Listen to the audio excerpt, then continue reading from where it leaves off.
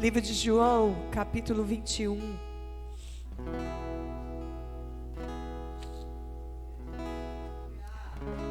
Nós vamos ler do verso 1 até o 17.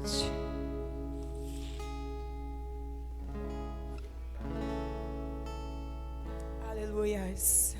João, capítulo 21, dos versos 1 até o 17. Eu vou estar lendo e vocês podem estar acompanhando na Bíblia de vocês, amém?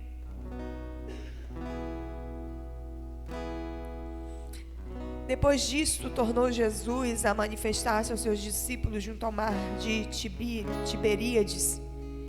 E foi assim que ele se manifestou. Estava juntos Simão, Pedro, Tomé, chamado Dídimo, Natanael, que era da Caná de Galileia, os filhos de Zebedeu, e mais 12 dos seus discípulos, e mais 2 dos discípulos. Disse-lhe Simão Pedro: vou pescar. Disseram-lhe os outros: também nós vamos contigo. Saíram e entraram no barco, e naquela noite nada apanharam. Mas ao clarear da madrugada estava Jesus na praia. Todavia os discípulos não reconheceram que era ele. Perguntou-lhe Jesus: filhos, tendes aí alguma coisa de comer? Responderam-lhe: não.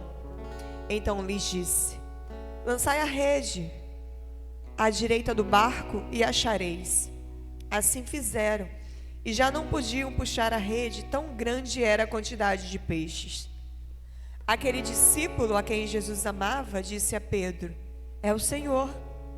Simão Pedro, ouvindo que era o Senhor, cingiu-se com sua veste, porque se havia despido, e lançou-se ao mar.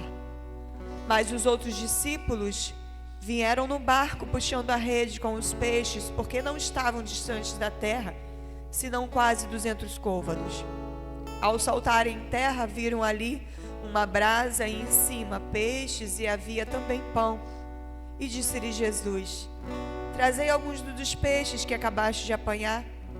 E Simão Pedro entrou no barco e arrastou a rede para a terra, cheia de 153 grandes peixes. E não obstante serem tantos, a rede não se rompeu. Disse-lhe Jesus: vinde, comei. Nenhum dos discípulos ousava perguntar-lhe: quem és tu? Porque sabiam que era o Senhor. Veio Jesus, tomou o pão e lhes deu, e ele, igual modo, o peixe. E já era esta a terceira vez que Jesus se manifestava aos discípulos, depois de ressuscitado entre os mortos. Depois de terem comido, perguntou Jesus a Simão Pedro: Simão, filho de João, ama-me mais do que estes outros? E ele respondeu: sim, Senhor, tu sabes que te amo. Ele lhe disse: apacenta os meus cordeiros. Tornou a perguntar-lhe pela segunda vez: Simão, filho de João, tu me amas? E ele respondeu: sim, Senhor, tu sabes que te amo. Disse-lhe Jesus: pastorei as minhas ovelhas. Pela terceira vez Jesus perguntou: Simão, filho de João, tu me amas? Pedro entristeceu-se por ele ter dito pela terceira vez: tu me amas? E respondeu ele: Senhor, tu sabes todas as coisas, tu sabes que te amo. E Jesus lhe disse: apacenta as minhas ovelhas. Amém? Podes assentar. Nesse texto que eu acabei de ler, ele é um texto que ele chama muito a minha atenção pela maneira com que Pedro foi tratado por Jesus, o Mestre. E hoje eu queria falar sobre a síndrome do super-homem. Especificamente eu queria falar sobre Pedro. Pedro aqui, ele está sendo tratado por Jesus, mas eu queria falar um pouco da história de Pedro, da trajetória de Pedro. Pedro, ele foi um dos primeiros discípulos de Jesus. Ele foi um dos fundadores da igreja primitiva. Então Pedro, um dos primeiros discípulos de Jesus, ele natural de Betsaida, perto ali de Cafarnaum, do Mar da Galileia, irmão de André, que também era um dos discípulos. André, ele estava andando com o João Batista, ele era um dos discípulos de João Batista. Quando Jesus se aproxima de João Batista, João Batista dá testemunho de Jesus, dizendo: é esse aí, esse é o nosso Salvador, esse é o Messias. A Bíblia nos diz que André e mais um discípulo que estava ali com João Batista, ele deixa João Batista e passa a seguir Jesus, e ele passa ali a caminhar com Jesus. E chega um determinado momento em que André, ele se aproxima de Pedro, ele fala: Pedro, nós encontramos o Messias, nós encontramos o Salvador. E André passa a ser também ali um dos discípulos de Jesus junto com Pedro. E Jesus, ele começa a se aproximar de Pedro. Pedro era pescador, casado, um homem natural como nós, tinha a sua vida, ele tinha a sua empresa, provavelmente ele tinha ali sociedade com João, com André, com mais alguns dos discípulos, pescando ali próximo ao Mar da Galileia, no Mar da Galileia, homem do campo, simples. Era aquele homem que ele era direto nas suas palavras, ele era impulsivo, sabe, aquele homem veemente, que tinha autoridade. Ele já carregava dentro dele aquela postura de líder. Ele era aquele cara que estava sempre à frente de tudo, ele assumia a liderança de forma natural, ele já era líder nato. E agora ele vai ter um encontro com Jesus. Jesus se aproxima de Pedro. Pedro era conhecido como Simão, o nome de Pedro era conhecido por Simão, a gente vê isso lá em João capítulo 1. Só que Jesus agora ele vai se aproximar de Pedro para conhecer Pedro. E o interessante é que quando ele se aproxima de Pedro, o primeiro nome que ele chama, ele não chama Pedro de Simão, ele chama Pedro de Cefas. E ele se aproxima de Pedro, no aramaico Cefas significa Kefa, que significa rocha ou pedra. Então a primeira coisa que a gente já percebe quando Jesus se aproxima de Pedro, ele não identifica Pedro pelo seu nome natural, que foi dado pelos seus pais, da sua origem natural. Quando ele se aproxima de Pedro, ele já chama ele pelo nome da sua identidade gerada lá em Deus. Para Jesus, Pedro não era o Simão, Pedro já era Cefa, pedra. A identidade original que já havia sido dada a Pedro lá no Éden, lá na formação do homem, quando Deus ele vai criar a humanidade, que ele já escreve a história da humanidade, que ele já nos gera nele, ele gera a nossa identidade nele. E Jesus se aproxima e ele já chama Pedro pela sua identidade original, pedra, rocha. E o primeiro aprendizado que a gente tem nessa manhã é de a gente perceber e identificar qual é a nossa identidade em Deus, Emília. Porque nós carregamos a nossa identidade humana que nos impede de viver o nosso propósito. Onde nós temos muitas cicatrizes, onde nós temos muitos traumas, muitas dores, muitos problemas à nossa volta que nos impede de viver o nosso propósito em Deus. Então o primeiro aprendizado nessa manhã para a nossa vida é que nós precisamos buscar em Jesus a nossa identidade. Quem é você, Emília, em Jesus? Quando você foi gerado em Deus, qual é a sua identidade em Deus? Porque quando nós descobrimos a nossa identidade em Deus, nós passamos a dar passos baseado naquilo que Deus diz sobre nós e não naquilo que os homens dizem sobre nós. Nós passamos a dar passos baseado nas promessas de Deus sobre a nossa vida, baseado na nossa identidade original em Deus. E quando nós passamos a identificar quem somos em Deus, o inferno não nos para, a calúnia não nos para, a perseguição não nos para, os problemas não nos param, a falta de recurso não nos param, a porta fechada não nos para, porque nós sabemos quem somos em Deus. Nós sabemos a nossa identidade, nós sabemos onde estamos e sabemos onde nós estaremos amanhã.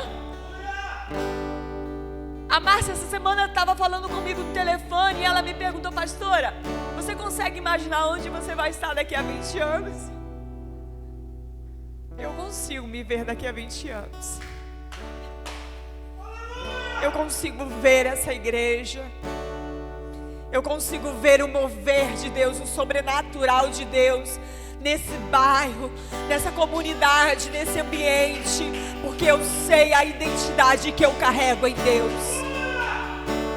Eu sei quem eu sou e não vai ter inferno que vai nos parar, não vai ter inferno que vai nos fazer retroceder, não vai ter inferno que vai nos fazer desanimar, porque nós sabemos quem somos em Deus. Então a primeira coisa que nós precisamos é descobrir a nossa identidade em Deus. Jesus, ele nunca se relaciona conosco a partir da identidade humana, mas assim como ele fez com Pedro: Cefas, rocha, você é Pedro.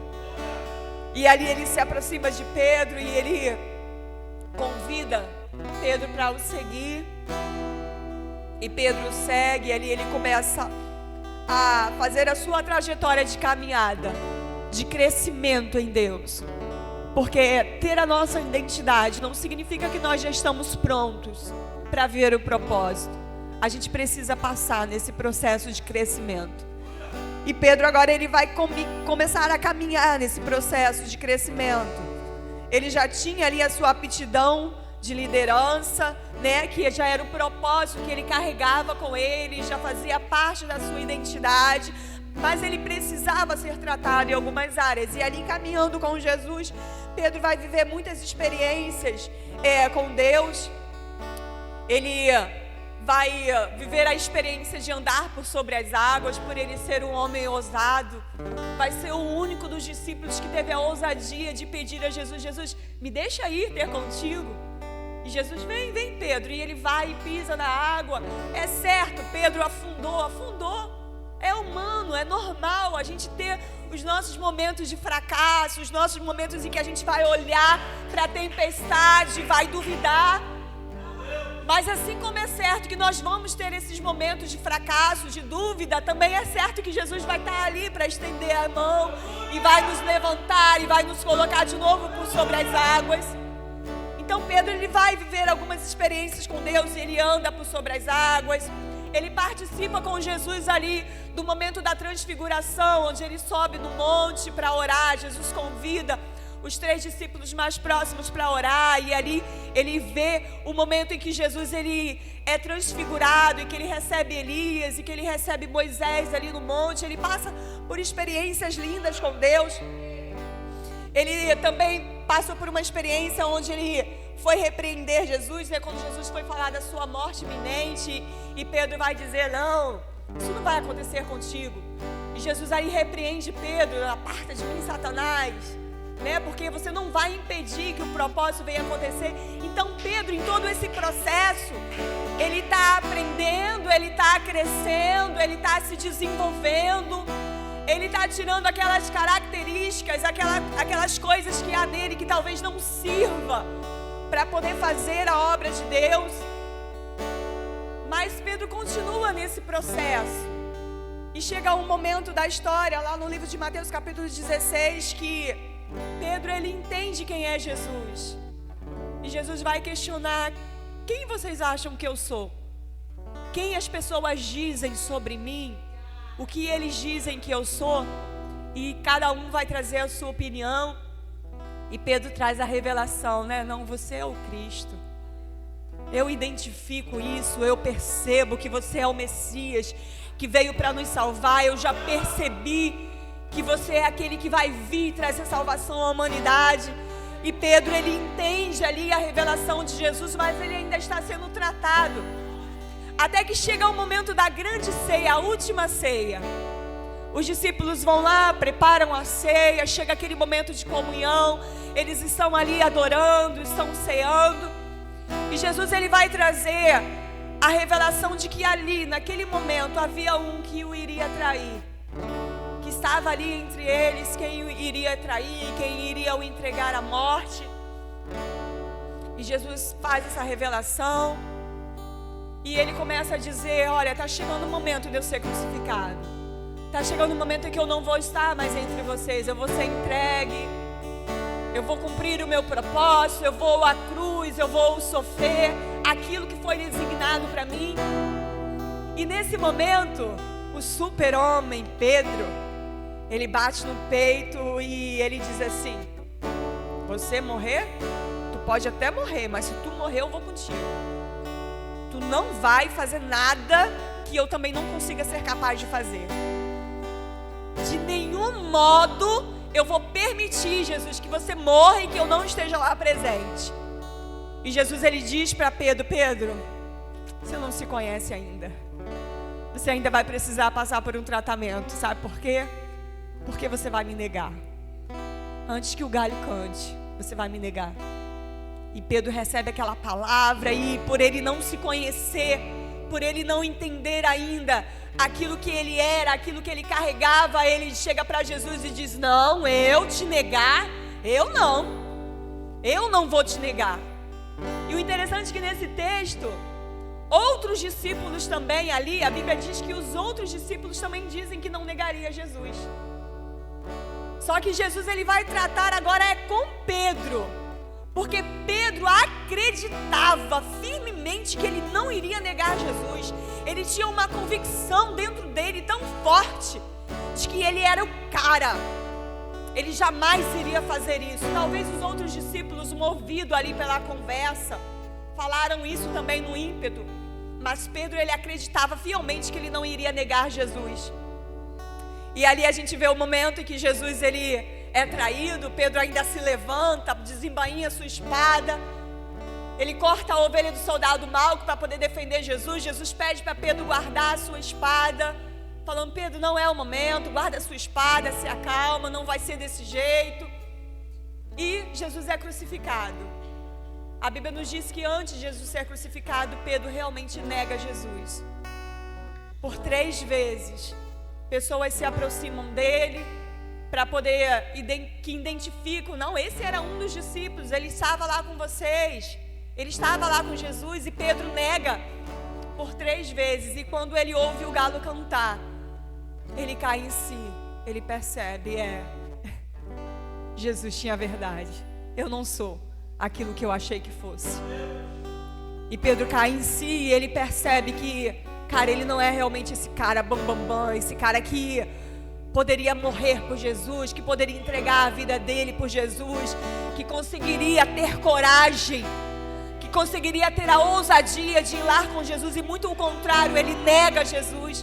E ali ele sai com esse sentimento dentro dele. A Bíblia diz que ele sai muito entristecido.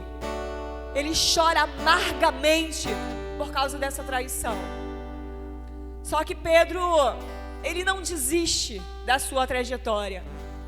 A palavra de Deus nos diz que ele volta para o mar, ele volta para o barco. Após Jesus ser crucificado, ele volta para o mesmo lugar onde estava. Algumas pessoas dizem que Pedro desistiu. Eu não acredito. Eu tenho para mim que Pedro, ele voltou para o lugar onde ele encontrou Jesus pela primeira vez. Naquela expectativa: eu vou ver ele de novo. Eu vou encontrar o meu mestre de novo. Eu vou pedir perdão. Eu vou ser tratado. Ele vai me perdoar. E nós vamos viver uma linda história. E Pedro, ele volta a pescar. E é onde nós chegamos no texto onde nós lemos. Jesus aparece na praia após se ressuscitar.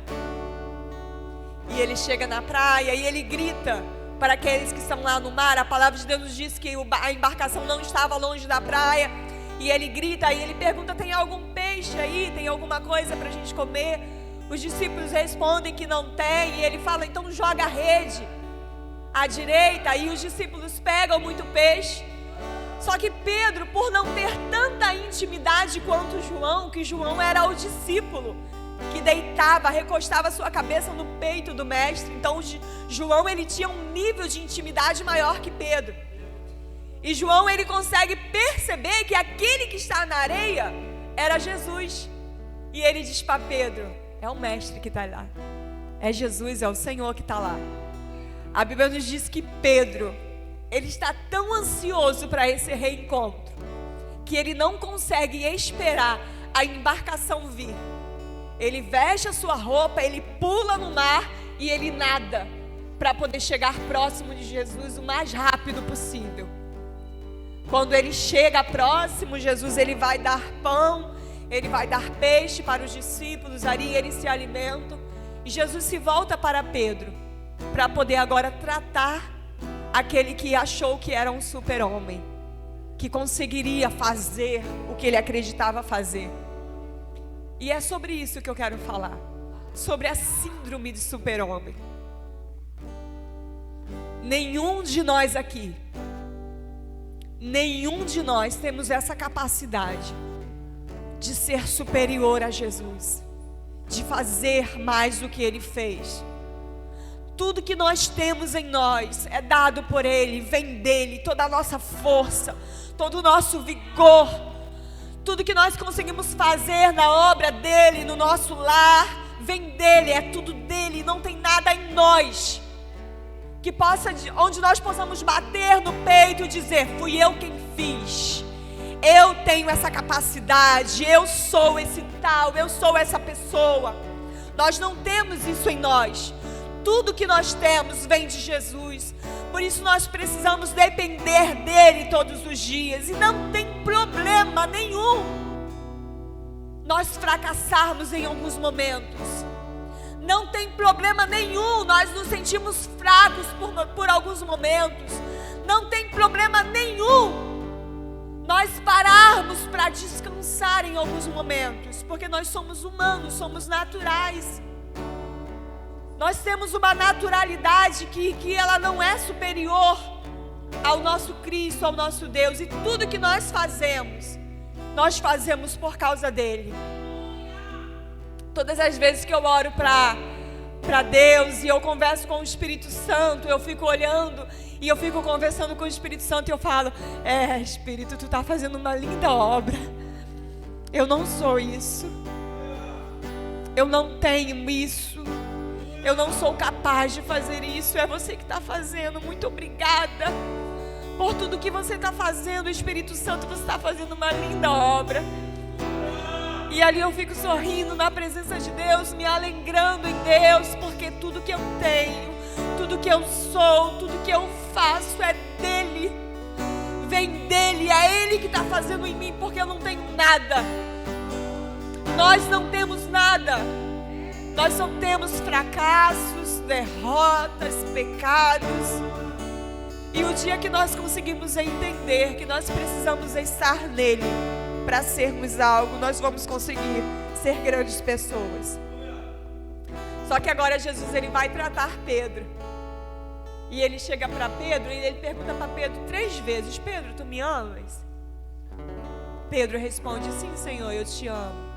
E Jesus vai e diz: apacenta as minhas ovelhas. Só que quando a gente vai profundo aqui nesse texto, a gente vai perceber que a palavra amor no original, ela tinha 3 tipos de amor. Primeiro era o amor eros, que era o amor sexual entre o homem e mulher, o amor de intimidade. O segundo amor é o amor filho, que é o amor fraternal, de amigos, de irmãos, aquele amor, esse amor que nós temos aqui, o amor fraternal, o amor filho. E também tem o amor ágape, que é o amor tipo de Deus, aquele amor intenso. O amor ágape, nós não temos esse amor em nós, só Deus tem esse amor ágape. Quando Jesus ele chega para poder falar com Pedro, na primeira vez que Jesus pergunta a Pedro: Pedro, tu me amas? No original é o ágape. Jesus está perguntando para Pedro: Pedro, você me ama com o amor tipo de Deus? Você consegue me amar de uma forma intensa, assim como Deus ama? Pedro responde: Senhor, tu sabes que eu te amo. A resposta de Pedro, quando ele responde, ele não usa a palavra ágape, ele usa a palavra filho. Então Jesus está perguntando: Pedro, você me ama com o amor tipo de Deus? E Pedro responde: Senhor, tu sabes que eu tenho um amor fraternal por ti. Primeira pergunta. Segunda pergunta, Jesus faz novamente: Pedro, tu me amas com o amor ágape, o amor tipo de Deus? Pedro, pela segunda vez, ele responde: Jesus, Senhor, tu sabes que eu te amo, mas é o amor filho, o amor fraternal. Porque Pedro, ele está percebendo que ele não tem o amor ágape, e ele não foi capaz de entregar a vida dele. Ele não foi capaz de morrer por Jesus. Ele percebeu isso. Então Jesus, ele vai perguntar pela terceira vez. Só que quando Jesus pergunta pela terceira vez, ele não usa mais a palavra ágape, do amor tipo de Deus. Jesus, ele pergunta para Pedro: Pedro, você me ama com amor fraternal? Ele vai usar agora a palavra filho, do amor fraternal. Jesus, ele vai descer ao nível de Pedro. Ele perguntou por 2 vezes para ver se Pedro conseguiria subir ao nível dele. Mas Pedro, ele percebe dentro de si que ele não tem condição de subir ao nível de Deus, de ter um amor tipo de Deus, um amor sacrificial. Então Jesus agora, na terceira pergunta, ele desce ao nível de Pedro. Pedro, você me ama com amor fraternal? Pedro, ele se entristece, porque agora ele percebe, realmente, eu não sou quem eu achei que fosse. Eu não sou esse cara. Eu não carrego essa autoridade toda. Eu não tenho esse poder todo. E Pedro agora, ele vai responder no mesmo nível que Jesus perguntou. Só que ele vai responder desse jeito: Senhor, tu sabe todas as coisas. Pedro está dizendo: Jesus, o Senhor sabe que eu não sou capaz de te oferecer um amor tipo de Deus, um amor sacrificial. Mas eu sei que tu sabes que eu consigo te dar um amor fraternal. É o melhor que eu tenho. É o melhor amor que eu, na minha humanidade, na minha limitação terrena, eu consigo te entregar. Muito obrigada por aceitar o meu amor. Muito obrigada por entender que eu não tenho esse nível de espiritualidade, que eu não tenho esse nível de força, mas muito obrigada por você, sendo Deus, descer ao meu nível e aceitar o meu amor. Muito obrigada por você, sendo Deus, ser capaz de morrer na cruz por mim e mesmo assim voltar ao lugar do nosso reencontro para me receber de volta, para receber o meu perdão. E agora Jesus desce ao nível de Pedro. E quando Pedro responde, Jesus: sim, Jesus, tu sabes de todas as coisas, tu sabes que eu te amo. Jesus agora vai dar uma ordem para Pedro, como ele deu das outras 2 últimas vezes: Pedro, apacenta as minhas ovelhas. E agora Pedro está preparado para viver o propósito dele. A palavra nos diz que logo depois dele falar isso, no verso 18 do capítulo 21, diz assim: em verdade te digo, que quando eras moço, isso Jesus dizendo para Pedro, que quando eras moço, tu se cingias a ti mesmo e andavas por onde querias. Porém, fores velho, estenderás as tuas mãos, e o outro te cingirá e te levará para onde não queres. Porque agora Pedro entende o seu propósito, e ele entende que ele não vai mais caminhar com os seus pés, ele não vai mais caminhar com a sua força, ele não vai mais caminhar com a maneira que ele acredita ser capaz, mas agora outro vai cingir ele, outro vai fazer ele ir, e ele vai agora ser dirigido pelo Espírito Santo, e agora ele vai se lançar, e agora ele vai fundar a igreja, e agora ele vai entregar tudo que ele tem. A palavra de Deus nos diz que depois dos dias de Pentecostes, na primeira pregação de Pedro, mais de 3.000 almas se convertem. E Pedro agora vai viver um evangelho verdadeiro, onde ele entende que não é mais ele que faz, que tudo que ele tem é o Senhor que dá, que todos os caminhos que ele for é o Senhor que vai levar, que todas as direções que ele caminhar é o Senhor que vai dirigir, que agora ele não vai mais se mover por ele mesmo, que agora ele vai ser movido pelo Espírito Santo de Deus. E a palavra de Deus nos diz que ele entende isso de uma maneira tão linda, que a morte de Pedro, ela vai ser na cruz do Calvário, mas ele não se permite morrer igual a Cristo. No momento em que ele vai morrer na cruz do Calvário, Emília, ele pede: bota a cruz de cabeça para baixo, vira, porque eu não sou capaz de morrer como meu Cristo. Tudo que eu fiz foi Ele que fez através de mim. Todos os lugares que eu pisei foi Ele que me levou. Todas as obras que eu fiz foi o Senhor quem fez por mim. E o dia que nós entendermos isso como igreja, que nada que nós temos é nosso, que nada que nós fizermos é por nossas forças, que nós precisamos nos agarrar nele, caminhar por ele, confiar nele, nos render aos pés de Jesus, nós vamos caminhar e vamos ter uma vida maravilhosa, nós vamos ter uma vida grandiosa em Deus, porque se nós não temos nada, Jesus tem tudo, Ele tem todo o poder, Ele tem toda a força, Ele tem toda a graça, Ele tem toda a provisão, é Ele que vai abrir portas que estão fechadas, é Ele que vai nos colocar em lugares que nós desejamos estar, mas não temos condições, tudo é o Senhor que vai fazer.